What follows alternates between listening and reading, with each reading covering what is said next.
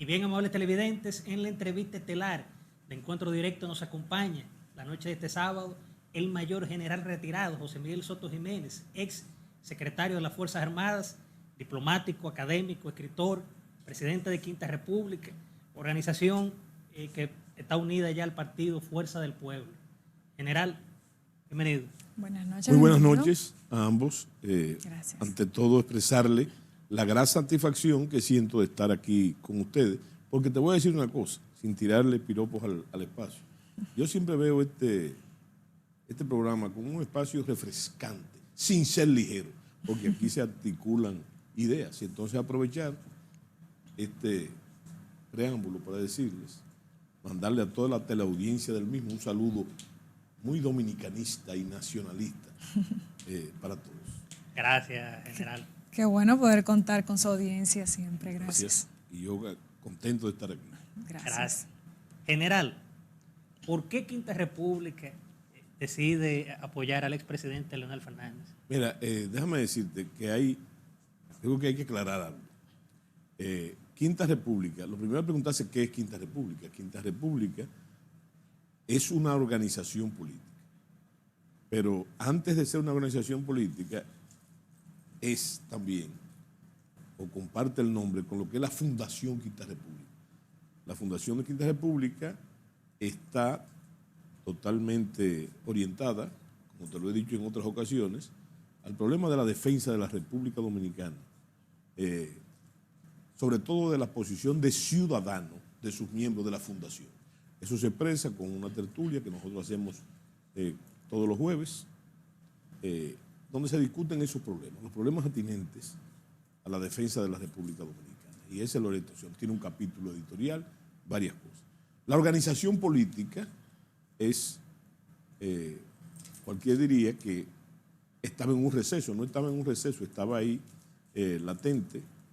Y en esta ocasión decidió la organización política apoyar a la fuerza del pueblo y participar en el proceso de construcción de una voluntad política que, a nuestro entender, necesita el país para la solución de sus grandes problemas.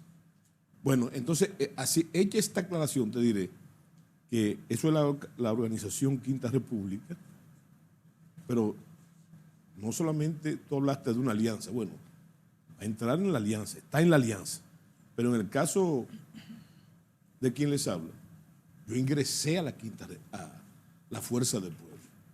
Y la motivación fundamental es esa. Nosotros pensamos, o yo pienso, que hay que ser partícipe de la construcción de esa voluntad política, de la voluntad política que necesita la República Dominicana para llevar a Leonel Fernández una vez más a la presidencia de la República. Entonces ahí entrarían otras razones. Las razones es porque creemos y sabemos de la experiencia de un político dominicano que ha sido 3 veces presidente de la República. Y además porque tiene en la instrumental las capacidades que nosotros pensamos que necesita el país para redimirlo de sus males fundamentales dentro de una gran crisis nacional que existe, sobre todo con el problema haitiano y el problema con las organizaciones internacionales. ¿Y quién más dotado? Porque ya lo hizo en su momento que el presidente Leonel Fernández. No hay que hacer la apología del presidente Fernández, es un gran comunicador, es un intelectual también y una persona de una gran experiencia política, que podemos notarlo en una cosa. Fíjense, entre todos los políticos dominicanos hay que observar que el presidente Fernández nunca habla de más ni de menos, dice lo preciso. Y dentro de lo preciso, lo conveniente como lo político que es. Definitivamente maneja el doctor Leonel Fernández muchas herramientas para la buena oratoria. Yo creo que esa es la palabra. Tiene muchas herramientas. Y entre ellas, como te dije, la experiencia.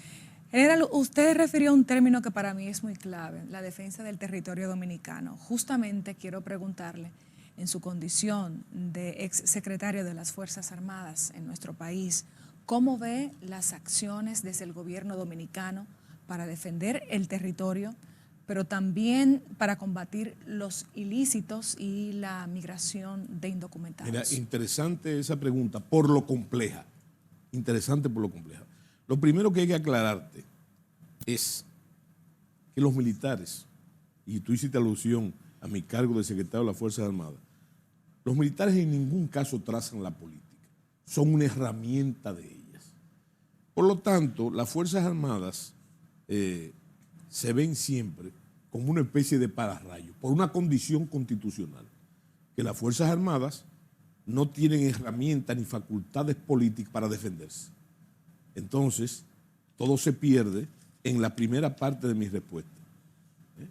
El responsable, el que tiene la palabra, el que tiene la voluntad constitucional para dirigir las acciones de las Fuerzas Armadas, es el presidente de la República. Que es el comandante en jefe. En jefe, claro. Esto no es una dispensa, pero para rellenar tu pregunta y no tratar de evadirla por los vericuetos, te voy a decir una cosa, yo tengo como costumbre, y te voy a explicar por qué, no tocar a las Fuerzas Armadas directamente, primero porque sé lo que te estoy diciendo, como ya te dije, parece un trabalengua, sino también porque ese es mi referente.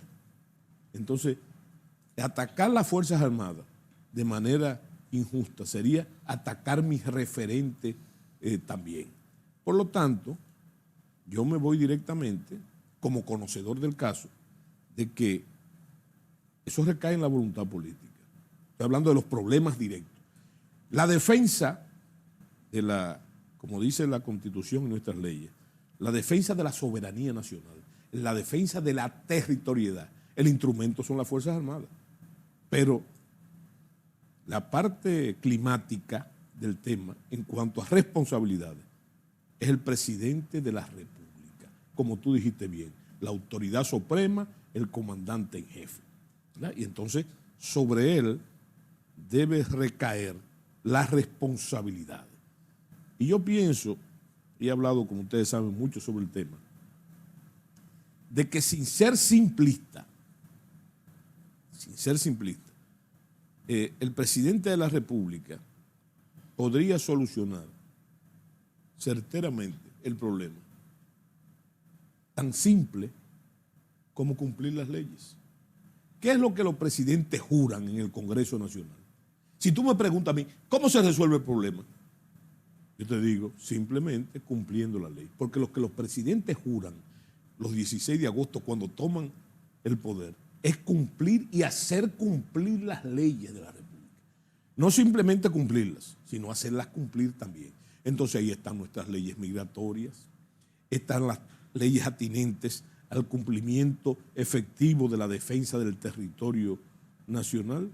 Entonces yo pienso que aún tú mencionaste también el delito de la seguridad ciudadana. Los ilícitos. Y los ilícitos, sí. todos los ilícitos también. Lo que pasa es que la población lo ve de manera también un tanto simple.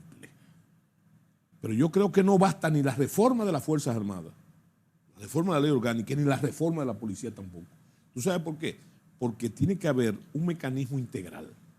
En ese control de los ilícitos, ahí debe participar no solamente las Fuerzas Armadas, sino la Policía Nacional, pero también debe participar el organismo de aduana, también debe estar presente el mecanismo de drogas, la agencia de drogas, también debe estar presente.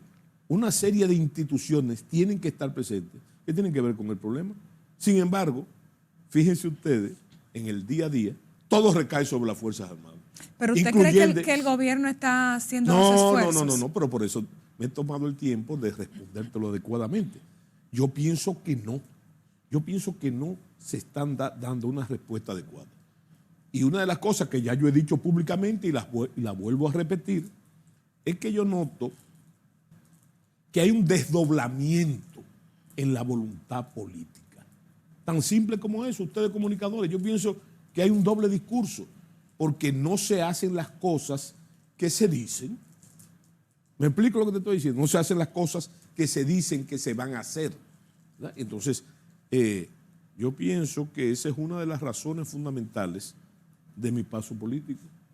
Porque, ¿qué vamos a esperar? ¿Qué más vamos a esperar a 3 años de gobierno? ¿Qué vamos a esperar? Que en el próximo periodo, en el caso de una elección, se resuelvan una serie de problemas que son graves. Que son graves. Porque como han dicho otros, y es la realidad, más que el pregonar que se nos acusa de nacionalistas de hojalata, yo pienso que el problema no es que va a venir, es que el problema lo tenemos aquí. Como también tenemos aquí la amenaza de la injerencia de los organismos internacionales que tratan de provocar un problema mayor a la República Dominicana.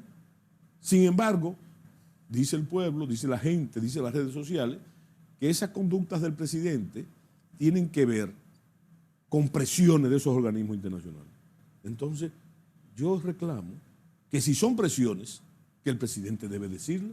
El presidente, entrampado en esa, supuestamente, en esa presión, el presidente debe decir que está presionado. Y tú puedes estar seguro que el presidente va a tener un apoyo total de la población si él dice, pero ahora, si no se dice, entonces viene la frustración y la inconformidad de la no solución de esos problemas y de la injerencia real. Mira, la injerencia de esos organismos internacionales. Y cuando yo hablo de organismos internacionales, estoy hablando básicamente de Estados Unidos, de Canadá, porque lo vemos ahí, no es información de inteligencia, que lo vemos ahí. Ya eso no es un secreto para nada. Solamente tome en cuenta en los últimos 2 años las visitas que hemos tenido de los procónsules de los Estados Unidos. No solamente la jefa del Comando Sur, que por cierto, la mayoría son mujeres las que vienen, Sí, las que 5, vienen aquí, las últimas. ¿verdad? Todas Entonces, han sido mujeres. Sí, no todos, porque también han venido una serie de comisión de legisladores, inclusive mixtas, que han venido a lo mismo. Es el secreto mejor guardado, no es lo que se dice. ¿A qué vinieron? Uno ve los resultados. Uno ve los resultados. Como vio los resultados, fíjate un detalle interesante. Mire, sin inteligencia privilegiada, siguiendo el curso de las informaciones de los medios periodísticos, que tú lo ves, no es lo que se llaman los fake news y otras cosas, no. Estamos hablando de las noticias propiamente dadas. Te voy a dar un caso para que tú veas la sucesión de eventos. La señora gobernadora de Dajabón se tomó la iniciativa de dar un documento para trabajo totalmente, es como si ella tuviera la potestad para eso. Pero después de eso, tuvimos el caso de la ley esa que se metió en el Congreso, que fue finalmente retirada. Porque la gran pregunta es, ¿tendrá la gobernadora? ¿Podría ser esa la gobernadora sin el conocimiento del presidente? Sin embargo, te diré que de esas cosas, y ese es otro condicionante, el presidente Fernández ha sido muy claro,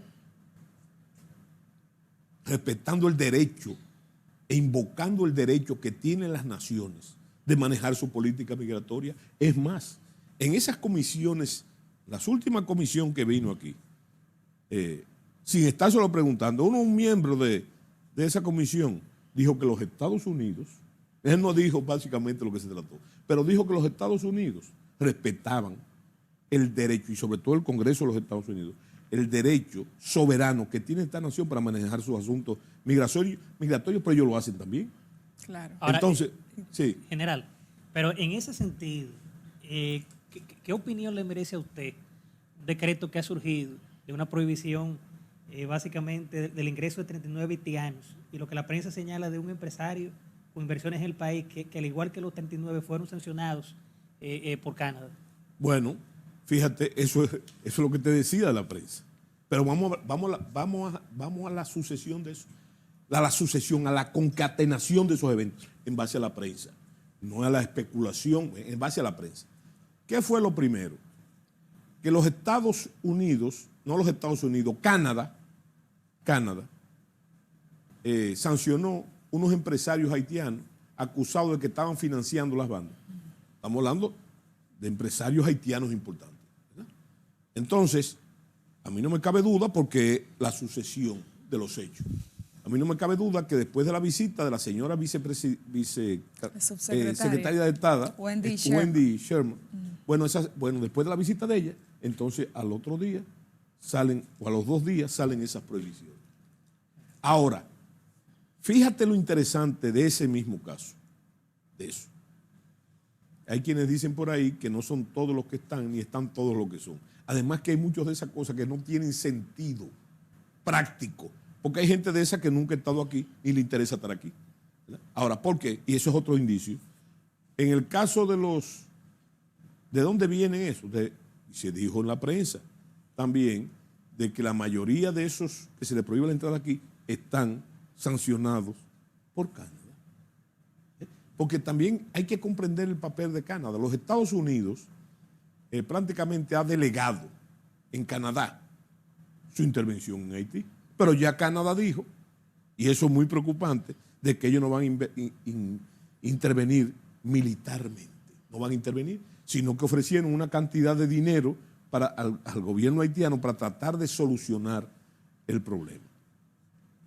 Bueno, ¿qué quiere decir eso? Yo pienso que se está creando, se está forzando un problema mayor en Haití. Estoy hablando del fantasma de una guerra civil que existe, de hecho y en derecho, porque en el Estado haitiano no existe, porque sus autoridades son ilegales, porque no tienen el control de territorio, porque no tienen el control legal de la violencia.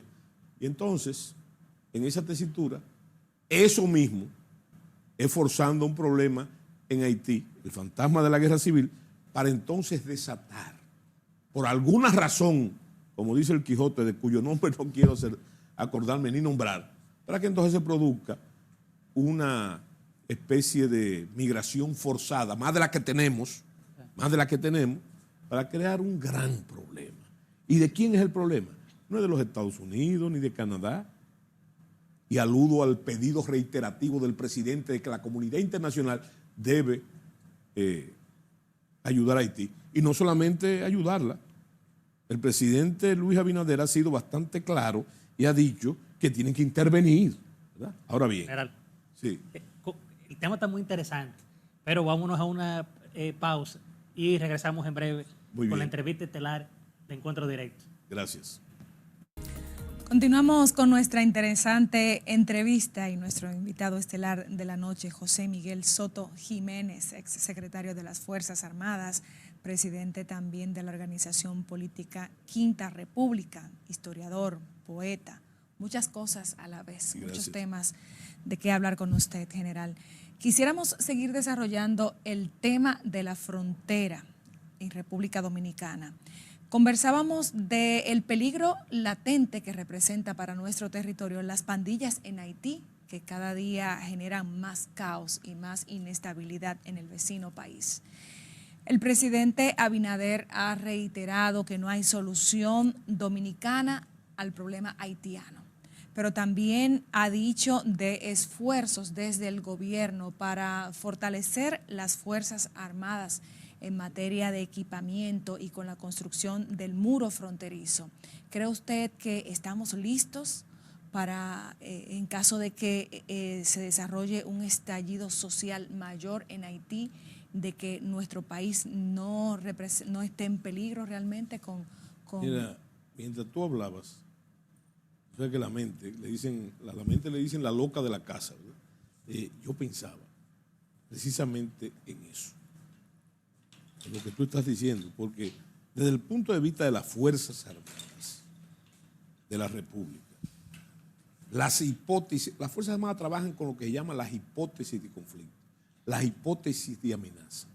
Y entonces eso, y yo puedo dar fe de ello, las Fuerzas Armadas tienen más de 20 años, que se han planteado más de 20 años esas hipótesis de conflicto. Se ha planteado el problema de las bandas, que no es nuevo, tenían otros nombres. Cuando yo era ministro de la Fuerza, secretario de las Fuerzas Armadas, entonces, y es un buen indicio para marcar la diferencia, eran las guerrillas. Había 4 o 5 guerrillas en Haití, estando los Estados Unidos mismo, la comunidad internacional interviniendo en Haití, y entonces representaban el mismo problema, porque el problema también es todavía más antiguo. Regularmente, todo lo que pasa en Haití se refleja en la República Dominicana, históricamente.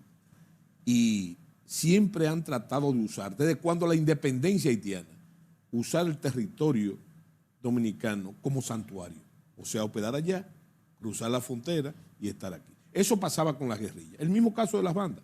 Lo que pasa es que las bandas, todavía en Haití en esa época, estaban inclusive las fuerzas de intervención allá. Antes estaba el gobierno, tenía una serie de cualidades. Siempre fue un Estado fallido, pero existía el Estado como tal, ahora no existe. En la Minustash. Sí, exactamente. Entonces,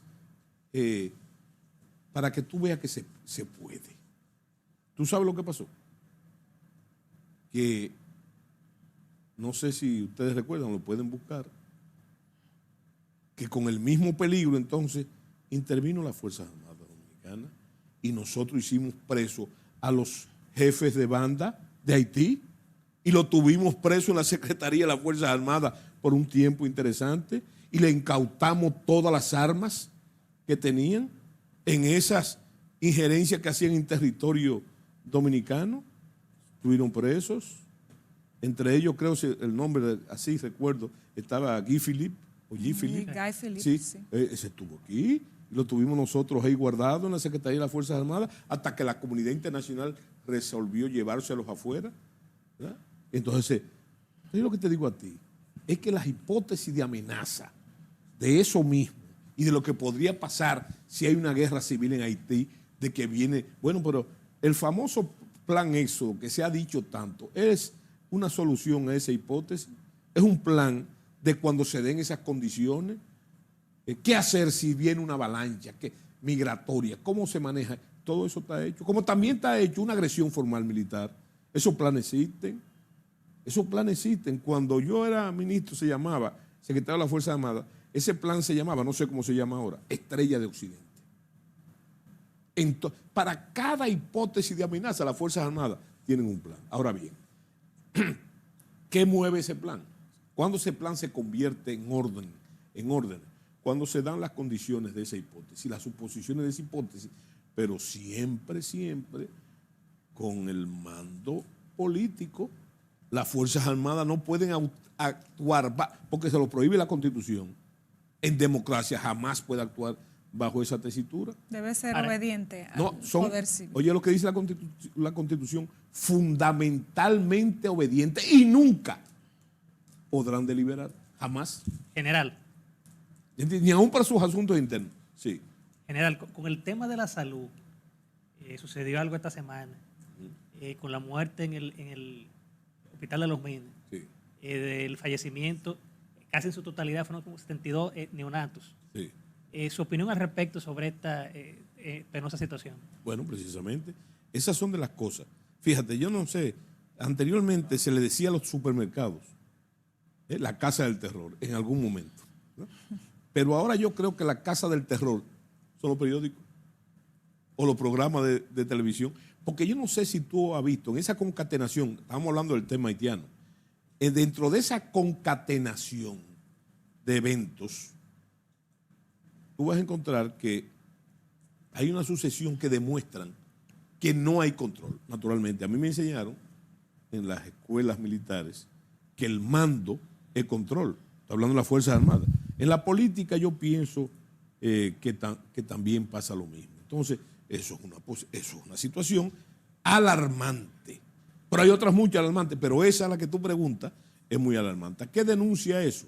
Eso denuncia que hay un problema en el mando político, porque, oye lo que te voy a decir, la funcionalidad, el papel de los presidentes siempre es constituirse en la voluntad política, que eso no quiere decir que el presidente tenga que meterse en todo, pero él es el responsable de todo. ¿Por qué? Porque el mando, también me lo enseñaron a mí, el mando, la responsabilidad no se delega, se delegan las funciones.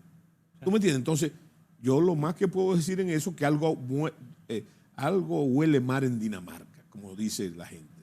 Entonces, en esa funcionalidad. Entonces, yo lo que pienso es que debemos meditar cuántos sectores de la vida nacional tienen ese mismo problema, en base a eso evidente. Para no mencionarte que también, sin buscarle la quinta pata al gato, tú vas a encontrar ahí un problema de aglomeración de las parturientas haitianas. Y ya ustedes oyeron claramente que en ese mismo hospital a veces faltan camas para darle albergue a las dominicanas, ¿no? Se ha nombrado una comisión para investigar, se sustituyó al director del hospital.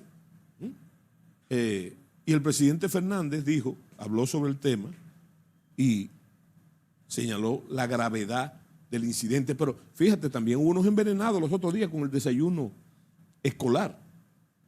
Entonces fíjate que hay una serie de sucesión que indican que se necesitan correctivos. Y esos correctivos, en cuanto al problema haitiano, por ejemplo, una de las cosas que más me preocupa a mí, y entonces en vez de plantear una revolución o una acción fáctica, entonces yo creo que el mejor camino es construir una voluntad política ahora, faltando un año o menos de un año o un poco más de un año, para resolver el problema por la vía política.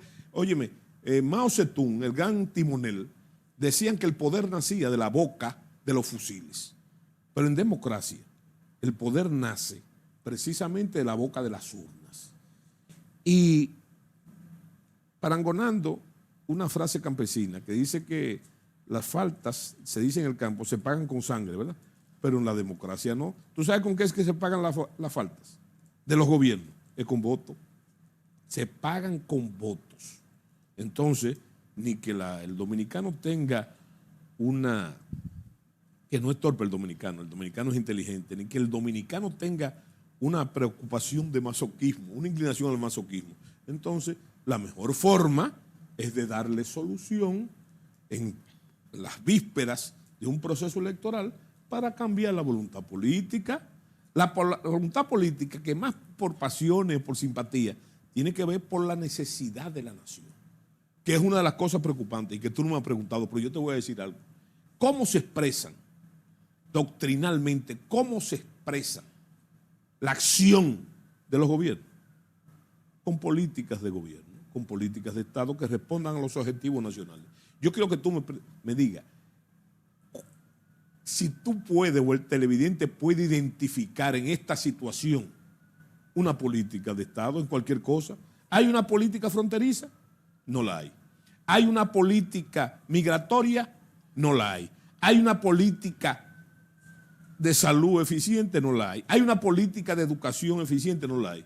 Y ahí mi preocupación, lo que yo te digo, una de las preocupaciones más grandes que yo tengo en todo como ciudadano, no como general, no, como ciudadano, es el hecho, precisamente, no solamente de la ausencia de esas políticas, sino lo que yo he dicho tantas veces, es que la situación migratoria desorganizada, desequilibrada, totalmente aumentada, que eso es otra pregunta.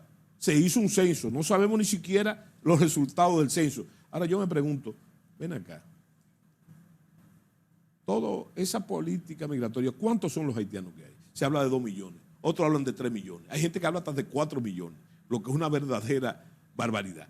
Esa migración se está tragando los frutos de la democracia dominicana, que yo no sé si ustedes lo han pensado, pero yo lo vivo pensando, por mis canas, yo vivo pensando lo que le ha costado a la República Dominicana, al pueblo dominicano, llegar hasta aquí. Llegar hasta aquí. Estamos en víspera de la celebración del 24 de abril. ¿Qué parte de ese proceso? Tú sabes lo que le ha costado al pueblo dominicano después del ajusticiamiento de Rafael Leonidas Trujillo, en estos 62 años, lo que le ha costado al pueblo dominicano llegar hasta aquí. Tú sabes lo que ha costado, lo que le costó al pueblo dominicano.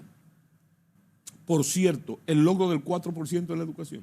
Tú sabes lo que le ha costado al pueblo dominicano, una lucha dilatada, el problema de la seguridad social. Todos esos logros que tiene la democracia, el mismo hecho de poder elegir un presidente cada 4 años cuando no se reelige. ¿Tú sabes lo que ha costado eso? Es sangre, sudor y lágrimas. Entonces yo me pregunto, eso se lo está tragando. Esos logros de la democracia dominicana, que no es perfecta, que es imperfecta, se lo está tragando precisamente la migración haitiana. Entonces, es tiempo de esperar. Se ha dicho muchísimo que el presidente Abinader, y yo no lo discuto, tiene buenas intenciones, que es un hombre bien intencionado, pero ¿qué es lo que vamos a reelegir? Esas buenas intenciones. Esas buenas intenciones. ¿O acaso se está copiando el modelo propio de los 12 años del doctor Balaguer y de los 10 años del doctor Balaguer, en que las cosas que estaban pendientes como un enganche para la reelección se dejaban para el próximo periodo? General, finalmente, porque tenemos ya que despedir, Sí. Quisiera saber, para compartir con los amigos televidentes, su ejercicio intelectual, cómo va, Bueno, su escritura, porque usted es autor de muchos Sí, libros. es una pregunta con premeditación y alevosía, porque yo te había dicho, o le había dicho, fuera de cámara, que estoy terminando ahora mismo 2 libros al mismo tiempo. No que yo tenga la facultad bionímica. Bueno, pero yo tengo un libro que casi, para sacarlo el mes que viene, es un libro que se llama Machete Carajo. Es un libro interesante porque es el fruto de más de 20 años de estudio, quizás mucho más de 20 años, de estudios sobre la vida de un controvertido personaje de la vida nacional que se llama Pedro Santana. Entonces la historia, toda esa información que yo he recabado en mis investigaciones por quizás 30 años, entonces va a ser contada como un instrumento por el machete del general Santana. La historia del general Santana contada por su machete. Entonces, ahí no hay ficción, ¿eh? Hay un amigo que leyó los originales que me dijo, bueno, eso es una novela histórica. Digo, fuera una novela histórica, aunque el estilo sea ese, siempre y cuando no tomemos en cuenta que no hay ficción. La novela es una obra de ficción, pero ahí está toda esa investigación de la vida de General Santana contada por su machete con una serie de notas, quizás muchas notas bibliográficas para ver de dónde yo saqué eso, para que no digan, o de dónde lo sacó el machete, para que no digan, bueno. Y por otro lado, entonces, tengo un libro también terminado, ya corregido, listo para entrar en prensa, sobre, el libro se llama Peña y el conciliábulo de los coroneles para la democracia. Entonces, ese libro también va a salir en el mes que viene. Yo quería lanzarlo el día 10 con motivo del aniversario de la muerte del doctor Peña Gómez, pero parece que va a salir un poco más tarde. Yo pienso hacerlo siempre en mayo. Y pienso que el libro de Santana saldrá primero. Ese podría salirse a principios de mayo. Y como te decía fuera de cámara, es un libro que no me deja dormir. Los 2 libros no me dejan dormir, Bueno, dormir poco. Pues le deseamos muchos éxitos. Y muchas gracias. Gracias, general. El tiempo pasa rápido en buena compañía.